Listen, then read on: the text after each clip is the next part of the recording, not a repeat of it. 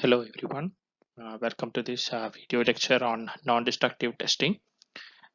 In the previous classes, we have discussed the details regarding visual inspection, the tools, applications, limitations, material attributes, environmental factors, visual perspection, and the fundamentals of visual testing. Now, in the upcoming class or the current the presentation deals with the different types of special lighting systems, direct and indirect methods, and the different types of optical devices that are used in visual inspection. The special lighting methods that are employed for visual inspection mainly consist of front lighting system, back lighting system, structured lighting system, strobe lighting system, ultraviolet lighting system, optical filtering, and as well as image sensors. So we'll be discussing selected few lighting methods in the upcoming presentation. The first method is front lighting.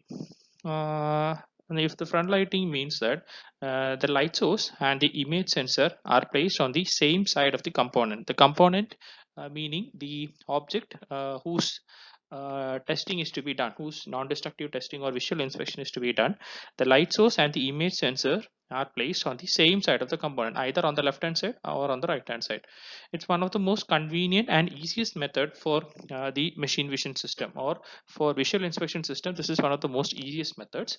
The second one is the backlighting system. It's actually the opposite of a front lighting system, which means the light source as well as the image sensor are placed on opposite sides. That means the object whose testing or the visual inspection is to be done is placed in the middle, and on the opposite ends we are placing the light source as well as the image sensor.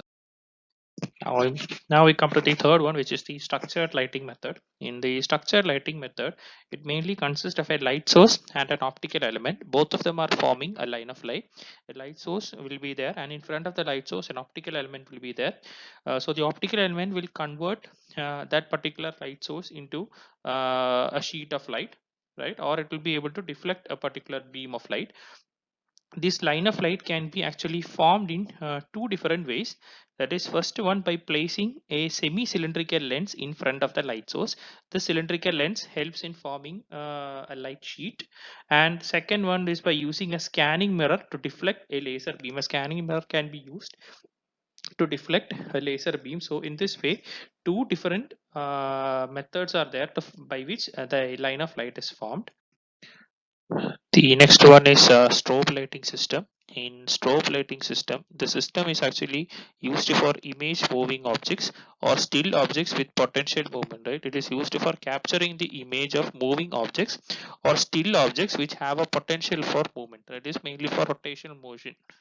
And what happens here is that a pulse of light illuminates the object momentarily, right? A pulse of light is used to illuminate the object momentarily. From that particular moment, or at that particular moment, we'll be able to capture all the images and then find out the defects at all if it is present.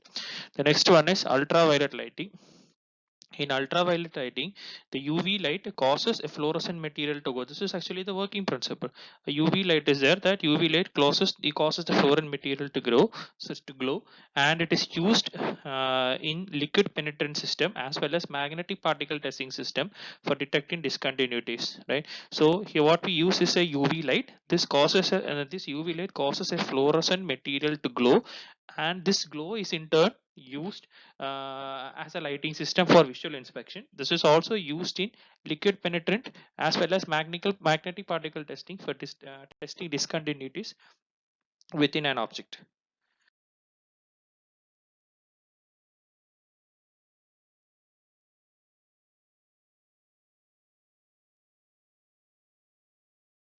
Next, we move on to the different optical aids that are used in visual inspection.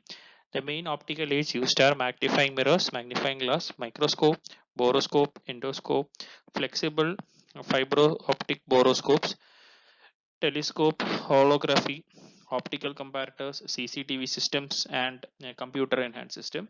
So in the current presentation, we'll be looking at a few basic optical aids. First one is a magnifying mirror. Magnifying mirrors are also known as concave spherical mirrors. It is used to magnify the areas that are not accessible to the human eye. It consists of, as you can see in the figure, it consists of a concave spherical lens. It captures the reflections from the surfaces where it is exposed, so that the images can be viewed. There are adjustable handles, so in spaces that are not properly accessible for the human eye, we can use this method. Next one is the magnifying glass. Magnifying glasses are actually, the application is in exact opposite. That is, there are areas where we need to see in detail. That is, we need to have a more magnified image. For that, we are using magnifying glass. It's also known as a hand lens. It provides us with a magnified image of the object that is to be inspected. The magnification actually depends on the position between the human eye and the object. Right, the position between the human eye and the object. In order to increase the magnification, multiple lenses can be used within the single unit. The next optical aid under discussion is that of a microscope. The figure shown is actually a microscope that is used in non-destructive testing. This is actually a simple microscope, right? This is a simple optical microscope that is used. The concept of microscope is that it gives us the magnified image of a smaller object. The magnification power is approximately equal to 10 by f, where f is actually the focal length. The principle of the microscope is that it visualizes an image, right? An image is obtained or visualized whereby a glass lens is used, and the magnification is determined by the ability of the lens to bend the light and focus it on the specimen, right? After focusing, the reflections are captured. These 10 reflections then form an image. The bending of the light is determined by the refractive index, which is actually a measure of how great a substance can slow the speed of light. The next one is the boroscope. The another optical aid that we use is the boroscope. The boroscope allows the observation of inaccessible spaces. That is, spaces, as you can see in the figure, which cannot be accessed or which cannot be viewed by the above mentioned methods. So there are spaces it will be highly inaccessible. We cannot use other methods. For that, we use boroscope. So the observation of inaccessible spaces is done by a set of lenses in a straight rigid housing. Using them, we can conduct tests in areas which are filled with water or oil, or where there is heavy corrosion. And in place of the eyepiece, a camera can be connected. So using as the inspector, we can view the images, or you can find the defects using the camera. The typical boroscopes have diameter of the probes varying from 1.4 mm to 127 mm, and length varies from 0.7 meters to up to 2.7 meters. And also it can extend again up to 90 meters, right? So varying length we can obtain. This is actually the figure of a boroscope. As you can see here, we have the focus control, we have the light source in this location, we have a light guide, the light guide connector, and this is actually the field of view. Now, this is actually the length, the working length of the boroscope as shown here. This is the field view, and at this end, I think we can put out the camera. The camera portion will come here. From this, we can find out the defects at all if there is in those inaccessible spaces as mentioned in the previous slide. Now, the next one is fibroscope. The boroscope as well as a fibroscope comes under the same category. The fibroscopes are actually more flexible instruments that uses a coherent fiber bundle. The fiber bundle is can be used to transmit an image back to the inspector's eye. So the advantage of using a fiber bundle is the higher speeds with which the image is obtained. A separate non-coherent fiber bundle is also used for transferring the illumination from the light source to the inspection area. This is actually the working or the simple representation of a fibroscope. These are the interchangeable tips and the light guide exit. We have the objective lens here. The image is captured here. This end of the portion is what is given into those inaccessible areas. We have the light source here. The light source here are all the fibers that are bundled. This is showing the fiber bundle.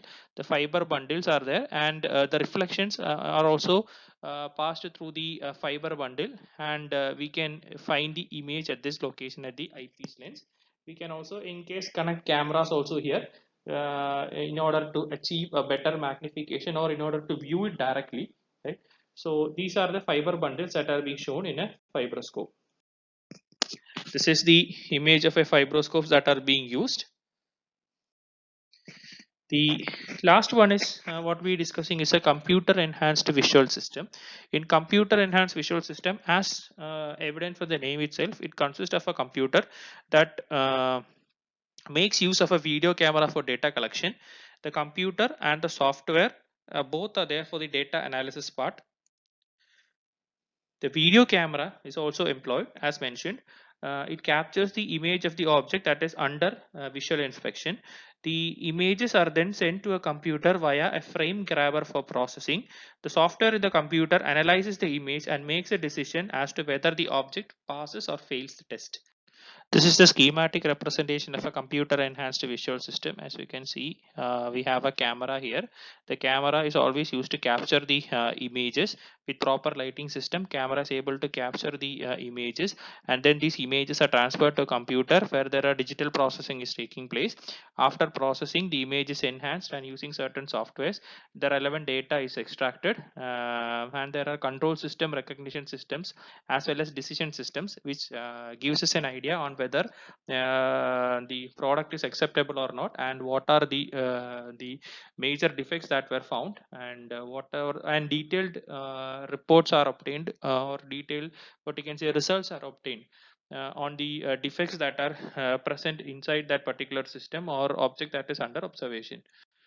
Now we go on to the advantages and the disadvantages of the system. First one is it is easily adaptable to inspect different products, right? Different size of products can be easily inspected. Second one, the second advantage is that it can be reprogrammed offline or another machine, right? So it can be reprogrammed offline systems. It can be done on other machines, so it is completely flexible. The third point is that it does not get tired. As you know, it's automated, so it does not get tired and can work 24 hours per day. It maintains consistency of the inspection, has an average speed, obviously that is higher than that of a human being. The disadvantages are that the lighting conditions should be proper, it should be well designed, and it should be implemented properly. The software that is used for image processing should be selected carefully and should be implemented properly. The third one is the intolerance of component variations on products. That is, the tolerance range for a particular defect is too high, since it is selected based on the results of the software. So there is that particular issue of tolerance limits. Then it does not emulate the human inspector, because it is based on a certain code. The processing is also done using software which are also basically codes, so based on that only we are getting results. So the experience of a human inspector cannot be emulated by the computer system. And finally, it has no real intelligence, it only follows a set of rules and guidelines that are set by us. So these are the advantages and disadvantages. Now we come to the end of the lecture, where we discussed the different types of special lighting systems used and the different optical aids that are used in the system. So in our next class, we'll be finishing. I think we have finished with visual inspection in our two lectures. So in the next one, we'll be moving on to the next method in non-destructive testing. Thank you.